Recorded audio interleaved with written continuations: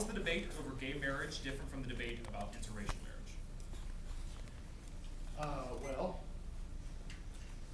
the debate over gay marriage is, well, first off, we're not having a debate about interracial marriage.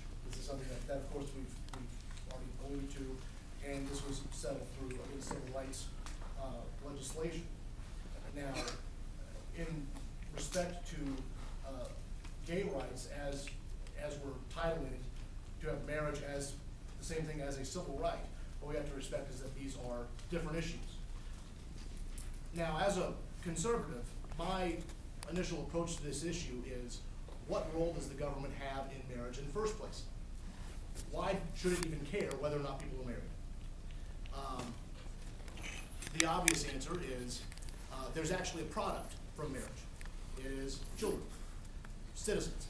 That is something that would be an interest that the federal government, that's the only thing that I can figure that the federal government would really care or even provide incentives for to have a role in marriage in the first place. So, it basically, coming from there, now you're talking about, if that's the standard that they have to have children, then, you'd have to, I guess, force any gay couple to adopt, or force any married couple to adopt, or there's, kind of starting that way is a very tangled web of trying to walk through legislation. As far as conservative answers to this solution, or this problem, even removing language that says that the federal government titled marriage. I mean, the fact is the Defense of Marriage Act was signed in '95, was of course supported by Republicans, but signed by Bill Clinton. The fact is that initiatives like that didn't ban gay marriage. What it did is that it basically supported the states to have the right to be able to come to their own conclusions. And a rebuttal from the Democrats? I guess I'll take it. Well, my opponent, very astutely avoided answering the question because he knows that it's not different. You're talking about sexual orientation versus race. These are two immutable facets of someone's character. No one chooses to be black, no one chooses to be gay, and the entire medical community agrees on that. And so, to discriminate against one but not the other is to discriminate against one but not the other. Maybe not focus on family. Is ridiculous. And the government is involved in marriage, and you can get a civil marriage. You never set foot in a church in your life, and you can get one. The government has always been involved in marriage. To say that marriage is strictly for the purview of religion is ridiculous.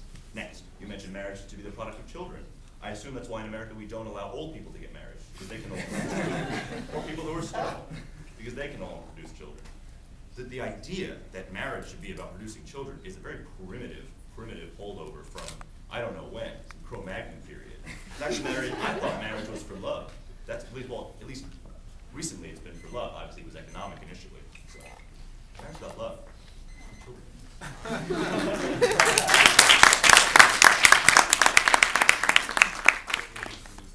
All right, so the Democrats, many heterosexual couples choose civil unions. I'm sorry, I guess this is supposed to be homosexual couples? Is that whoever wrote this? Okay. Many homosexual couples choose civil unions. Are you implying that couples with civil unions are inferior, experience love that is inferior, or are themselves second-class citizens?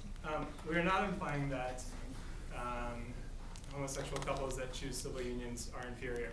In fact, it's our opponents that are implying that homosexual couples are inferior and thus they should only have civil unions and not marriage, and not have the same opportunities as straight couples do to seek the rights that are guaranteed by the federal government of marriage.